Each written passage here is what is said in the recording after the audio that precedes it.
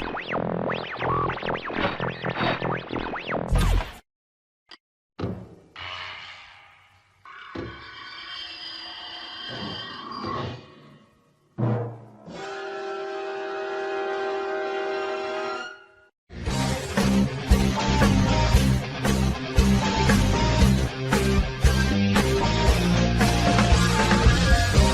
a man, is it the power in his hands? Is it his quest for glory? Give it all you got to fight to the top, so we can know your story. Now you're a man, man. Now you're a man, man. You are now a man, you're a man. Now you're a mortal.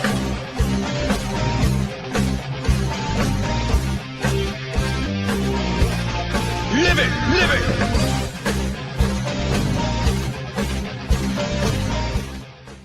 Welcome back to ULTRASPECTICUS, a journey through classic Ultraman. Well, it'll probably be Christmas time when I release this, so I hope you guys got some good deals on some Ultraman box sets. Me, I'm still waiting for an Ultraman Z box set to come out. Come on, Mill Creek, don't let me down on this one. Include the dub. Anyway, back to Jack. In episode 21, The Monster Channel, a passenger plane soon runs into the Langoliers? Oh wait, no, a giant monster. What else? We then see a young girl who wakes up to see something strange on TV at 4 a.m. Yeah, for you younger viewers out there, TV stations didn't used to run 24/7 like they do now. Most of them ended after midnight and were replaced by either static or a test pattern like this one. Seeing something like this at 4 a.m. would be peculiar back then, so bear with me here. Go gets a call about the strange broadcast from Minami and he tries to change the channel, but it's on every station.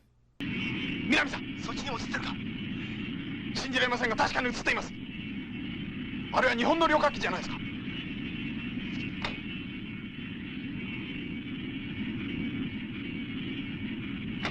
あ、危ない。Quick, change the channel.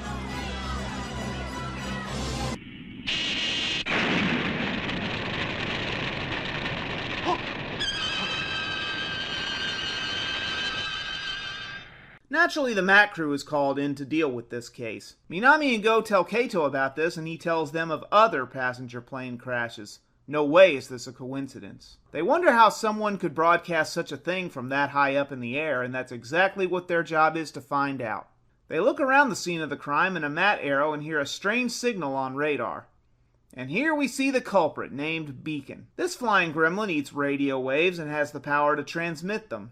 He must be one cocky creep for broadcasting his mass murder. They open fire on it, and you should know what happens by now. The Mat Crew heads back and go over what they know now. It seems Beacon has come to chow down on the radio waves, and he's got a lot to eat. If he would have come in the 80s during the rise of cable, he would have had an all-you-can-eat buffet, am I right? We then see a kid trying to talk to a friend in America over a ham radio. Wow, talk about old school. Kids, this is how we used to chat with people from other countries before the internet. The boy goes inside and Grandma is watching her soap operas. John! Marcia. But they get another signal. Another plane collides with a jet. The Mat Crew tries yet again with similar results as last time. The boy, Tsutomu, recognizes the Mat Arrow.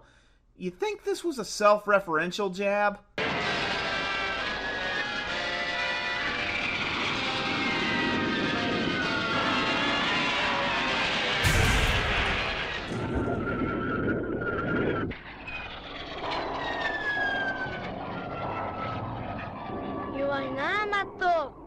Nah. Kids are so fickle. Go has an idea. They should shut down all transmissions in the country to drive it away. But Minami says that would be chaotic. But if they can drive it near the ocean, it'll be weak with no radio to feed on and they can shoot it down now. So they put the plan into action. Unfortunately, they find out the signal Tsutomu is sending is bringing Beacon right to it. Go heads out to intercept the signal before Beacon finds it. Oh, never mind. Too late. Unfortunately, Beacon is making a beeline for the boy and Go tries to save him before it's too late. But the whole place begins to come down and Go is buried in the debris, so he transforms. Jack then gorilla press slams this lump. Beacon decides to take to the air and uses lasers on Jack. Jack tries to curb stomp Beacon, who reverses the footage on him. Oh, he's sneaky. He uses his Ultra bracelet to turn Beacon off for good. This concludes our broadcast day. Click.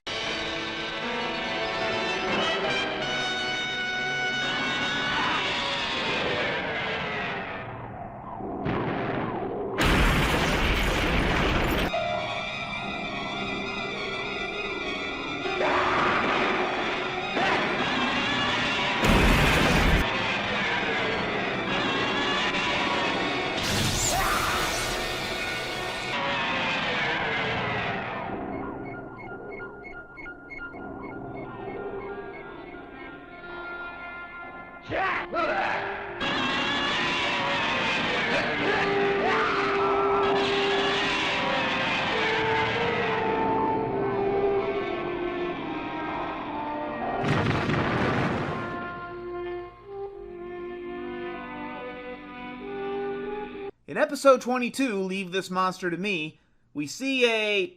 Okay, who turned on Joker? Go away, Joaquin Phoenix. No one wants to see your crappy sequel.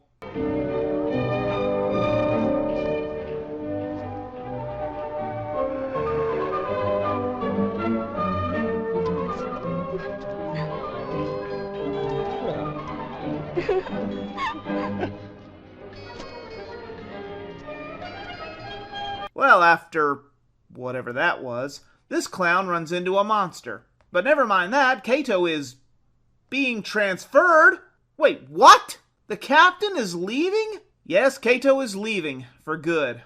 Behind the scenes, Kato's actor, named Nobuo Tsukamoto, had to leave the series due to his obligations in a local theater performance, so we'll never see him again. His crew is here to see him off. Aw, I'm gonna miss this guy. He says that his superior, named Captain Ibuki, will take his place, and he says he'll be fine. But before he does, he tells them of the monster reported seen in the trash facility. Meanwhile, Aki is looking around for Jiro, but Go arrives and tells her that Kato is being transferred. Jiro then scares his sister. Oh, that little scamp playing in the garbage. Somebody please invent video games soon. Go, goes after them, and Jiro tells Go they found these strange barrels with holes already in them. Almost like they were chewed up or something. Odd. Go tells Jiro to take him to where they found them. They then get a tour of the landfill. Wow, this looks like the place where they filmed that Perfect World music video. The man says there's been a recent depletion of garbage and that they can't explain it. Shouldn't that be a good thing? Less garbage? When suddenly an earthquake happens. Naturally, the Mat crew decide if they should investigate or not. Go says yes, but the others want to wait for the new captain to arrive. Later, a fire breaks out in the landfill, and the whole place soon catches fire somehow. They get a call from the new captain who tells them not to put the fire out yet. Unfortunately, Go already did with a Mat arrow. The new captain then, grounds him for 3 days. 発火地点には直ちに MS 小型ミサイルを投下すること。間違っても消火器類を先に使用してはならない。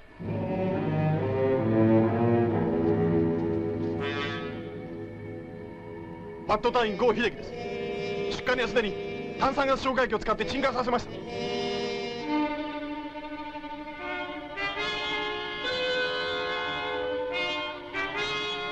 隊員には3日間の出動禁止を命ずる。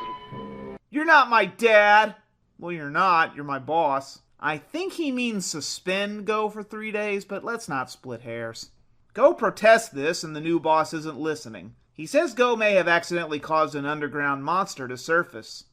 Oops. Sure enough, it does. Plastic monster Gokinizura. The others fly to attack it, but it eats their missiles and spits them back out. He even catches them and throws them back, causing more damage. Oh, he's good. And like most kaiju we've seen, he's got bad breath. The Mat arrow goes down after the web breath, I don't know what you call it, and Go decides to defy orders and deploy, unaware of the monster's ability. Go's Mat gyro is webbed up too, and before Gokinizura can crush it, he becomes Jack. He tackles Zura and then tries to mount him. Unfortunately, Go suffered an injury when he crashed, so Jack is down an arm. Zura then uses its breath to wrap up Jack in webbing like it did with the planes. But help is on the way. The new captain is here. Captain Ibuki easily maneuvers and evades the monster's attacks. He's not bad. Zura then falls over, its bad breath coming back to haunt it as it cocoons itself. Jack then finishes it off with a spacium beam. The Mat crew stand at attention while Captain Ibuki meets them. Go is reluctant to shake his hand because of his injury. If he says he got it in the last battle, he'll know he deployed against his orders. Minami then covers for him like a good co-worker. 隊長、5体の右手の傷は、つまりその戦闘によるものではなくて、その階段から転げ落ちたんだろ。そうです。だからそれでいいじゃないか。私も気をつけるとしよう。マットの階段を駆け上がるときにはな。He then dismisses them, and something tells me he's going to be a hard ass. We'll see.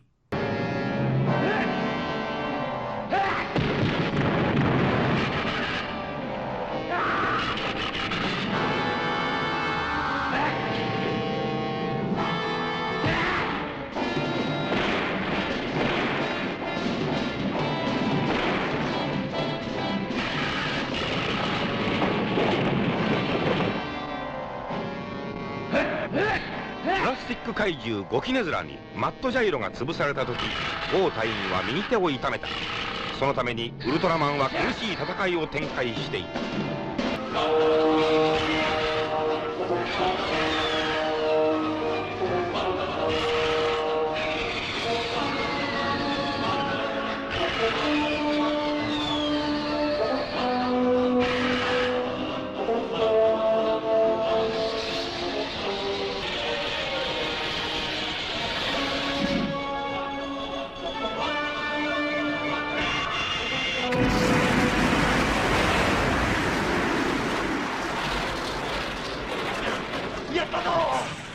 In episode 23, Spit Out the Stars, Dark Monster, Oka gets ready to see a solar eclipse. Yes, I'll play the clip. A solar eclipse. The cosmic ballet goes on. Does anyone want to switch seats? Oka and Go then see a strange girl appear after the eclipse happens. She gives them flowers and tells them something bad is going to happen. She points to the North Star, whatever that means, and she says the Big Dipper is gone. Don't look right at it or you'll go blind. Suddenly the girl disappears. Weird. Go visits Aki and Jiro, and Ken tells them all that the stars did indeed disappear. According to some astronomy enthusiasts, the Big Dipper is indeed missing stars. Oh look, a shooting star, make a wish! But it then falls to Earth. Whatever could that be? The Mat crew pinpoint where it landed, and Go and Oka tell Ibuki about the girl they saw. Go heads to the location where some locals run into something scary. Called it. The Mat crew spot a monster and open fire. This new monster, Zonka, manages to escape somehow. Oka finds out about the girl, who is also a fortune teller, so that explains how she knew. Oka finds her place and she seems to be in a trance. The Mat crew look at the claw they found off the monster and discover it is indeed not from Earth. Shock. Ibuki surmises that this may not be the culprit, and another different monster is the one that ate those stars. The flower girl senses something worse is coming and freaks out. Go and Oka go to the observatory, and it turns out indeed something wicked this way comes. Something big and bad. This monster spits on the Mat arrow and brings it down. Ew! That's disgusting. Of course, they open fire on this thing after landing the downed plane. Go and Oka head there too to stop this thing before the end of the world. Go almost gets hit by this forced perspective claw. Oh wow. Suddenly I feel like I'm watching reruns of the old Land of the Lost series, the one from the 70s, not the 90s. I love cheesy old school effects. Go lands in the water and transforms. He then disarms, or rather declaws Zonka with his Ultra Bracelet. He then flies into space to deal with this giant monster, Vacuumon. Wait, I didn't think Digimon were that huge. He literally battles it from the inside out. You know it's all about like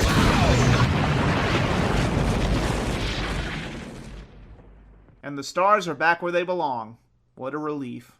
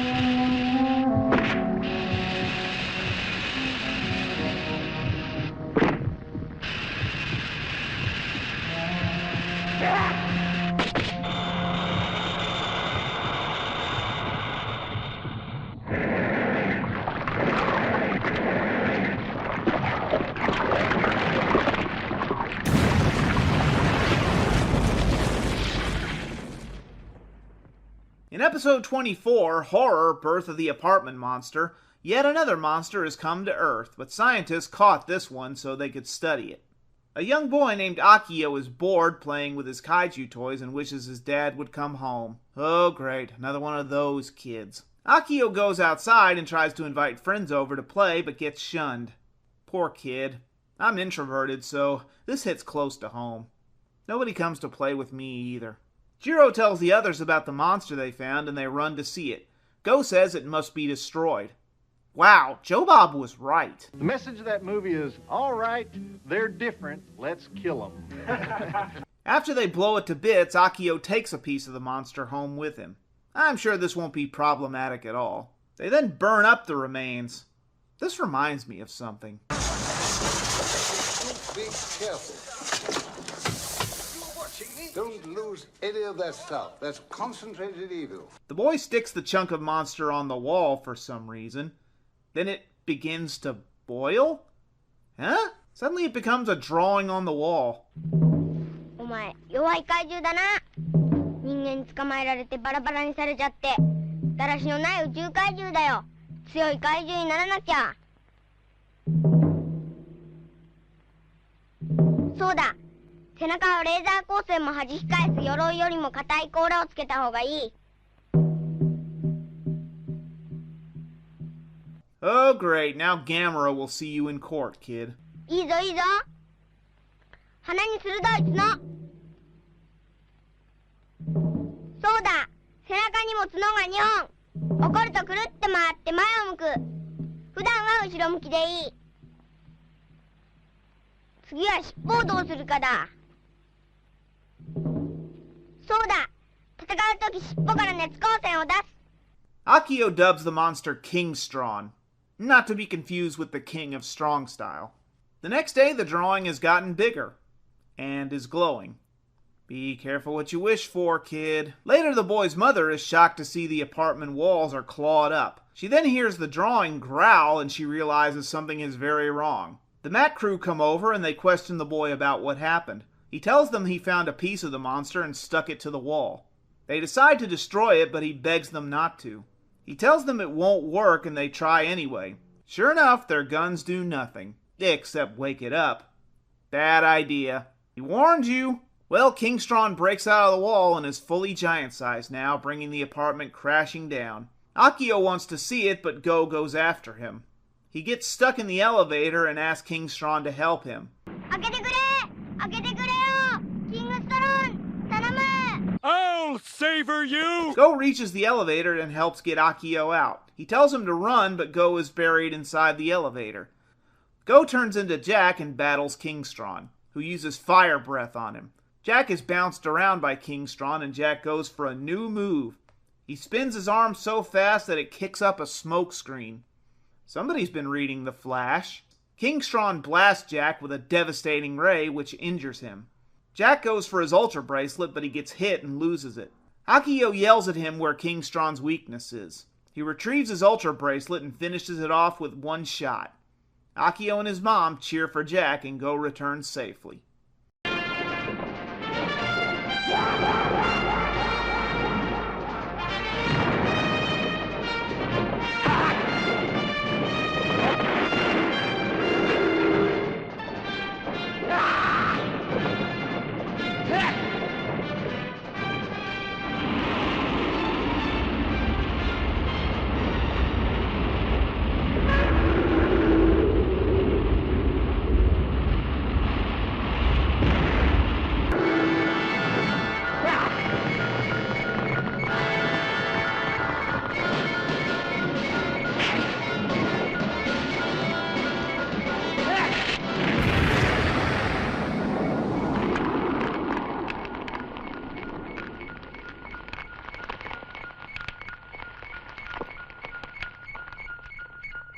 In episode 25, Leaving My Home Planet Earth, an earthquake erupts in a construction site.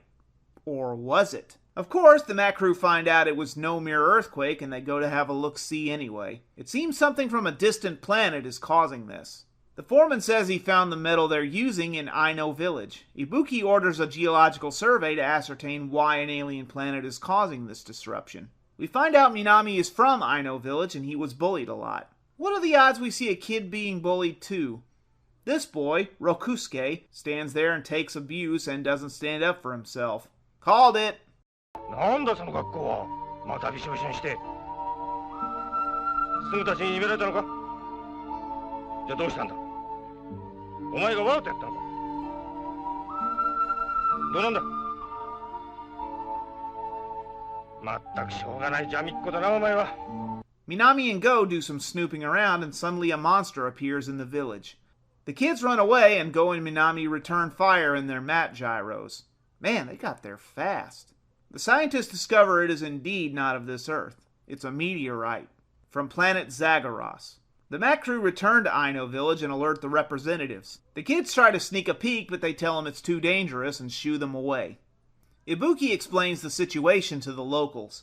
It seems this monster was a very small organism that hitched a ride on this meteorite, and then grew giant-sized due to the radiation from said meteorite. Rokusuke finds a weapon in the mat crew's equipment. Oh, come on, guys! Who leaves firearms just laying around like that? Amateur hour, guys! He runs back to tell his bullies and teacher that he's not afraid anymore and that he's gonna fight the monster. Yikes. A bullied kid holding a gun at his school? Not even gonna swing at that one, folks. Let's move on. He runs off alone and the mat crew run after him, but they don't have time as the ground begins to upheave. This is bad. Go tries to get the gun back and the kid isn't listening. He's tired of being bullied and Minami tries to connect with him. He says he's been down that road before. マットガンで何をするつもりだ。怪獣と戦うんだ。お母さんが心配するぞ。母ちゃんを出稼ぎに行って村にはいない。お父さんは。父ちゃんは死んじゃったい。じゃあ君は一人っきりなのか。それでジャミっ子か。弱虫だね。君も。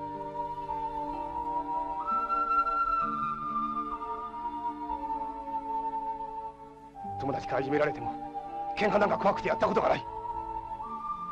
But the monster, also named Zagreus for some reason, shows up. So they let the boys shoot at it because that's what responsible military personnel do, right?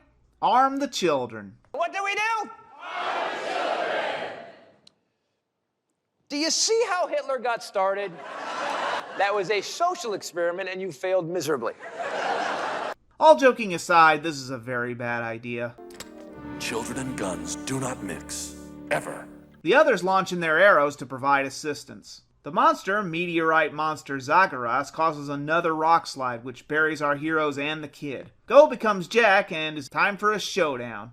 The wind kicks up and a giant chunk of land begins to float up. I think it's being pulled back to its home, but Minami and Rokusuke are still on it. Oh no! Jack is still tied up with the monster. Thankfully, before they fall to their doom, he catches them in some kind of orb. Well, whatever it is, he saved their lives. Jack flies after the floating rock with Zagreus in tow. He then throws him into the floating mass of land and they explode. Okay then, as long as it's dead. Minami and the boy are safe, Go reunites with them, and Rokusuke finally has his confidence. これから先どこの地に移り住んでもくじけそうになったら思い出すんだ。僕は昔ふるさとで怪獣と戦ったことがあるんだってな。また怒らないかな。今度はもっと撃ちまくってや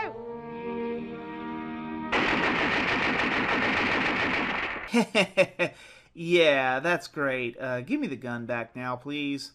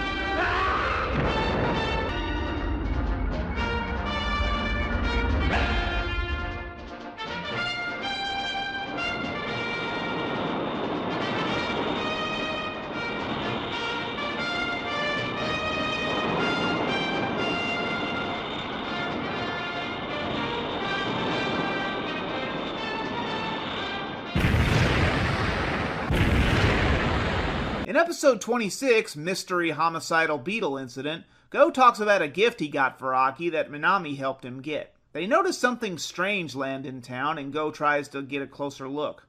We then see this small beetle and something smoldering. Later we see it kills a man.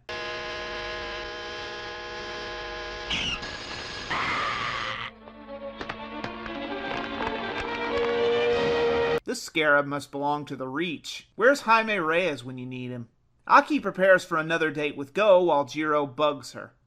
No pun intended. Jiro and his buddies are going insect hunting. They are, coincidentally, looking for a rare three-horned beetle. Go and Aki go out to watch a movie. Probably some chick flick.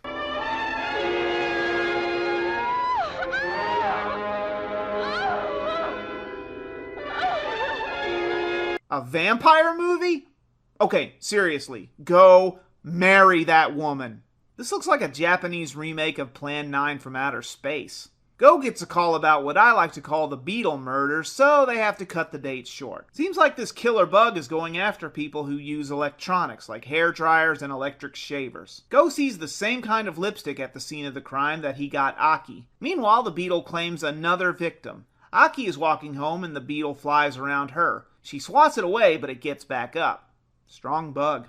You sure this thing isn't related to a Zector from Kabuto? Jiro looks around for bugs and hears the buzzing of the beetle. He manages to catch the beetle in his net. Go calls and Ken answers. He thinks Jiro might be onto something about this three-horned beetle. Speaking of which, Jiro runs in and says goodnight, not telling them about what he found. Jiro plans to sell this rare beetle for money and puts it away for the night. But it gets out and heads for Aki again. Ken realizes it's after her because of the lipstick she's had on. Jiro calls Matt about it and they do some experiments to see if it attacks, which it does when Kushida turns on a shaver next to it. Kushida gives Go a new weapon, the space laser gun. He says it will kill any alien being. I'll take that bet. They test it and suddenly the beetle becomes human-sized.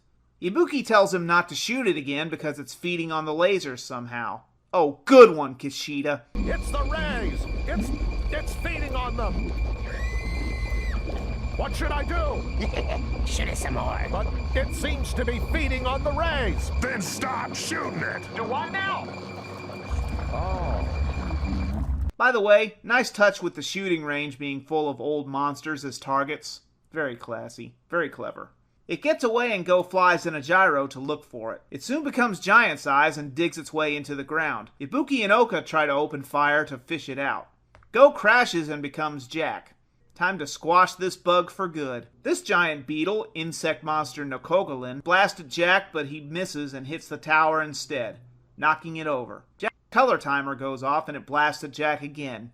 This time he uses his Ultra bracelet to lop its third horn off and kill it for good. After he flies off, Aki and Go try to do the date thing again. This time, guys, try to avoid any movies with giant bugs in them. Just saying.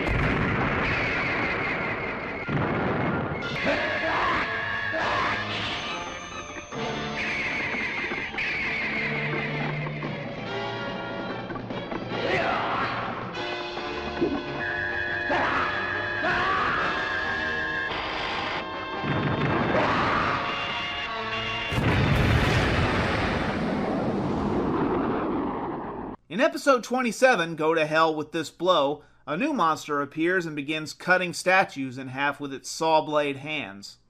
Okay. Someone seems to be overjoyed by this and we see the picture of a kickboxer. Later we see Go run past a kickboxer. Huh. Anyway, young Japanese Stallone here tells him that he's a fighter named Saburo. The two have a friendly race and then Go jumps over a crazy biker who almost runs him down. Saburo recognizes that move and he wants to learn it. Saburo is actually preparing for his final match and he wants Go to teach him this ultra kick. Go agrees and later goes to the gym to teach him. He spars with one of the contenders and gets kneed for his troubles. Go shows Saburo how to use the kick, and Saburo tells Go about a girl he likes but is too afraid to approach her. Go and Minami go to somewhere to check out where the statue got cut in half, and one of the locals actually knows Saburo. She begs Go to tell her about him. Saburo sees his crush, and what are the odds? It's Aki. Uh-oh. He gives her a ticket for his fight, and she mentions she has a boyfriend. And here's the heartbreak. You can actually pinpoint the second when his heart rips in half. And now. Anytime someone ever tells you the worst she can say is no, show them this. Saburo tells Go about Aki, and Go tells him that he met his mother. Suddenly that monster attacks again. Saw monster Gronkin. Go flies in and gets shot down and becomes Jack. Meanwhile, Saburo has his final match. Jack slices off those saw arms, but Saburo is struggling in the ring. This Gronkin monster still manages to bounce into Jack, knocking him over. Jack finally lops its head off and finishes it off with an ultra kick. Saburo is getting clobbered in the ring and he's down for the count. You think he's going to come back with the ultra kick and win, but nope, he loses.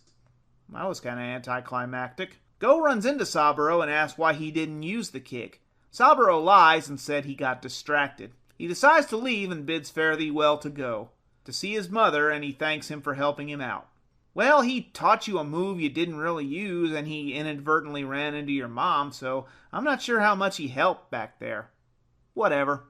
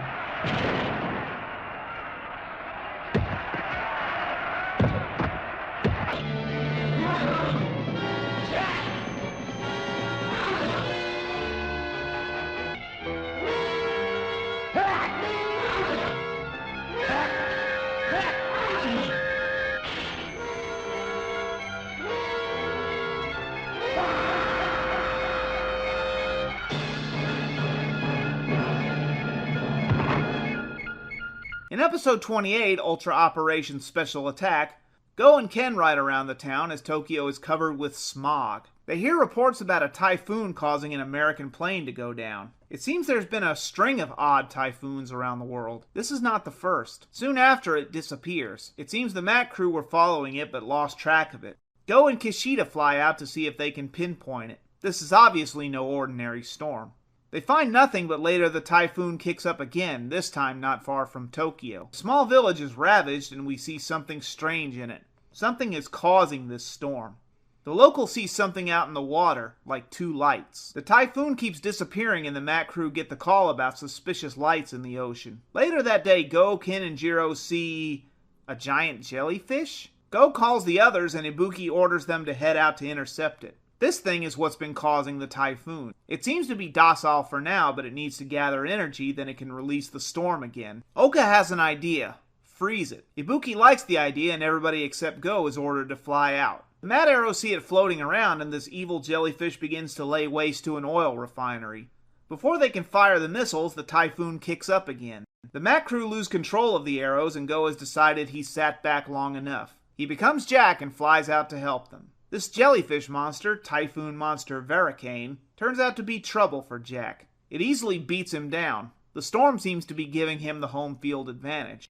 Jack decides to fly and spins so fast he lifts Veracane into the sky.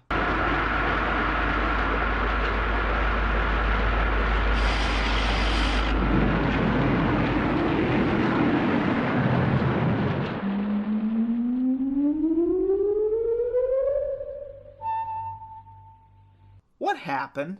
The Mac crew celebrate another victory where they mostly did nothing, again, but wonder where Go went during all that. Ueno gets a call about how the smog is so bad people are advised to wear masks outside. はい、わかりました。なんだね。東京一帯にスモック注意報が出たそうです。とりわけオキシダントがひどく、外出の際はマスクを着用された人のことです。東京都からの連絡です。やれやれ、怪獣去ってまた一難か。岸田隊員、今度は自然の力じゃありませんよ。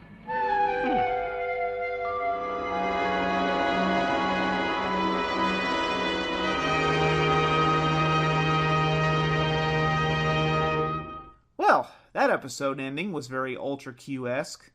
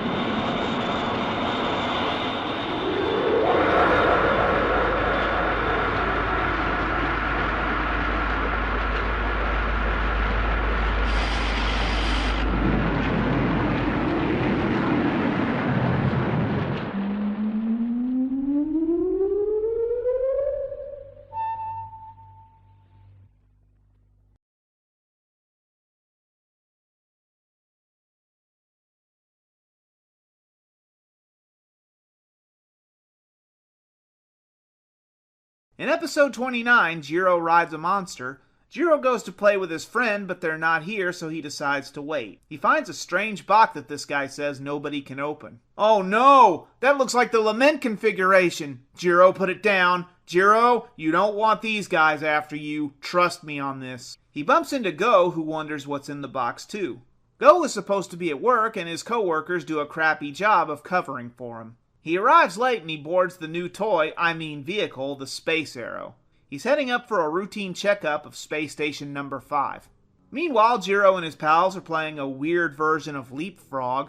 Jiro-chan! Join us, we're playing Human Centipede. The girl named Yoshiko asks Jiro where the box went. He said he sat it back down, but he misplaced it, i.e., Go took it up into space and is still trying to open it. Go does his checks on the station and tries to leave, but one problem. He forgot the box. Ken tells the kids that Go was messing around with that box, and Jiro realizes he took it with him. When Go returns, he talks to Jiro about that box, and as soon as they do, the Mat crew get a call about the exact same space station. Go decides to return back up there, and Ibuki agrees. It seems the space station just disappeared. And wouldn't you know it, Jiro just accidentally lets Yoshiko's pet parakeet loose.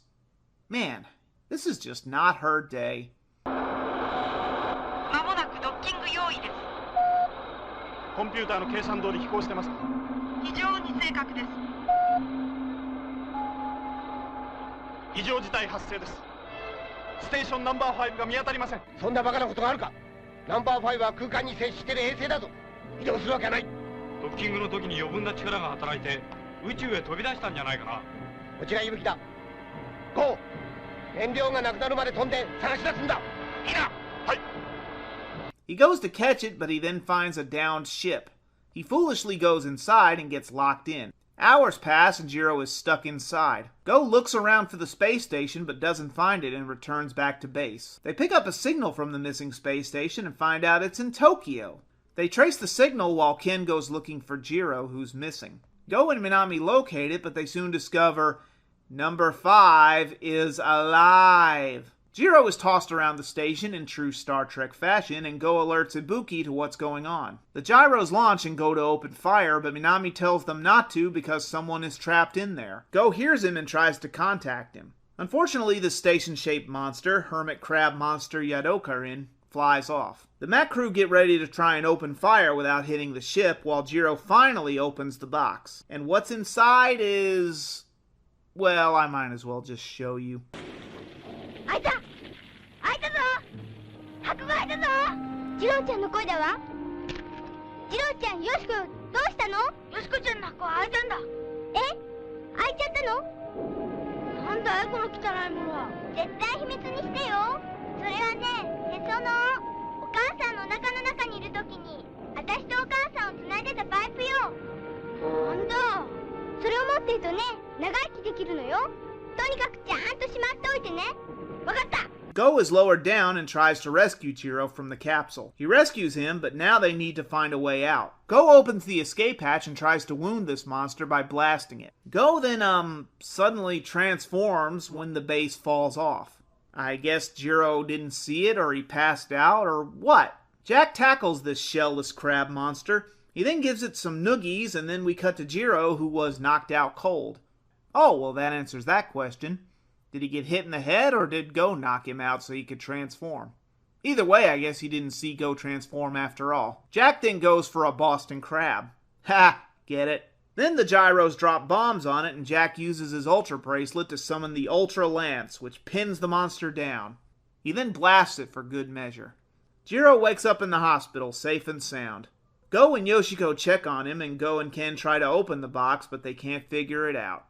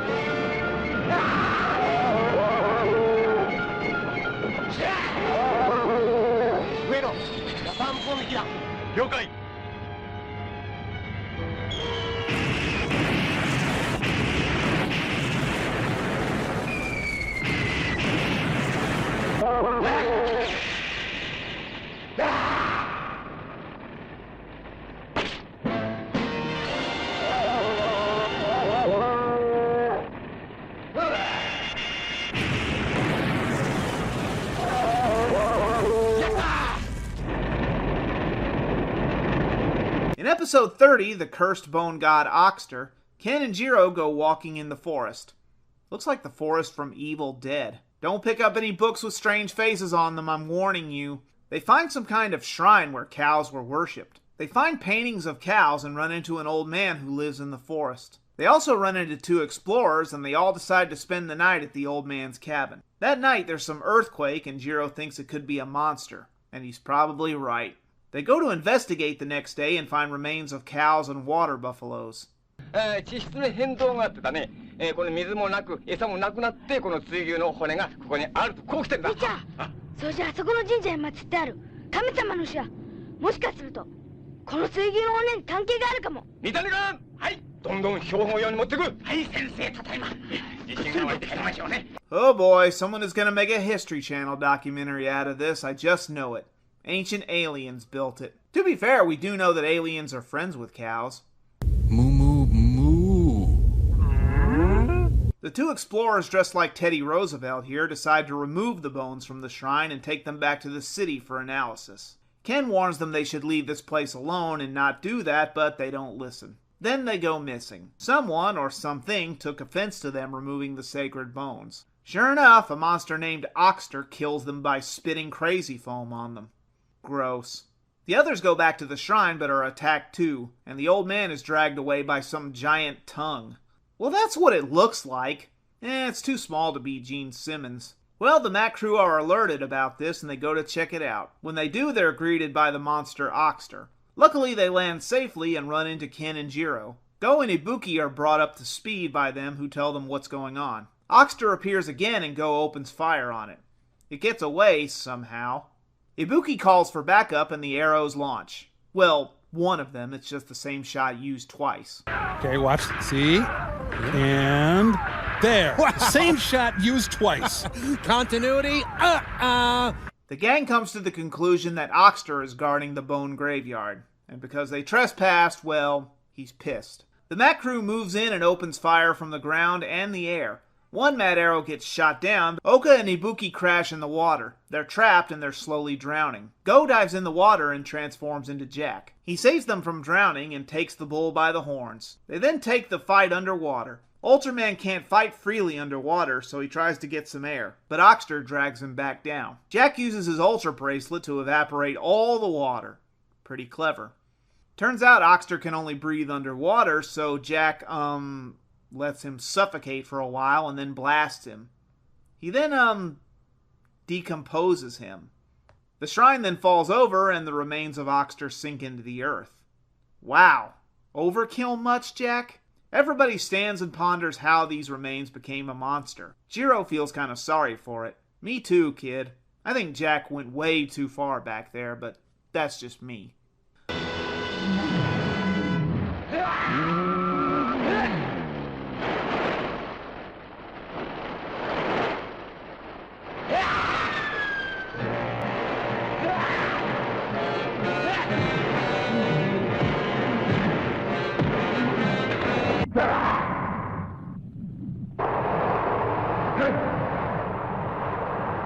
さすがのウルトラマンも水の中では自由が利かないのだ。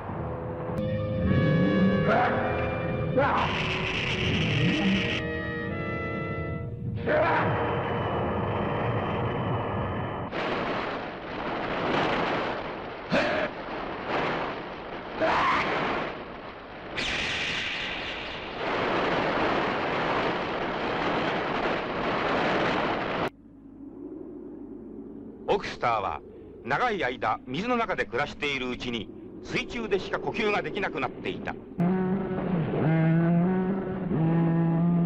オクスターよ、お前も仲間たちのところに帰るのだ。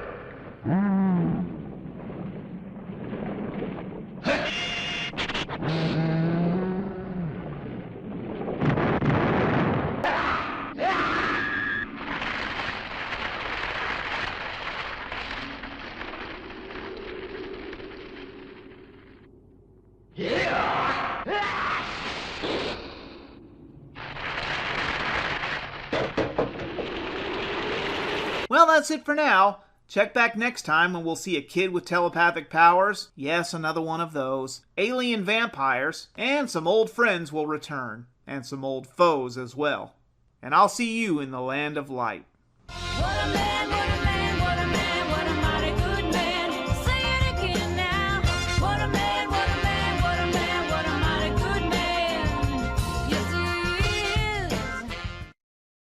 Guys, yo. 君の箱だったのか。悪いことしたね。でも一体その中何が入ってんだい？秘密ね。知りたかったら開けてごらんなさいよ。よーし。ここまではだったんだけど。これから先が進む。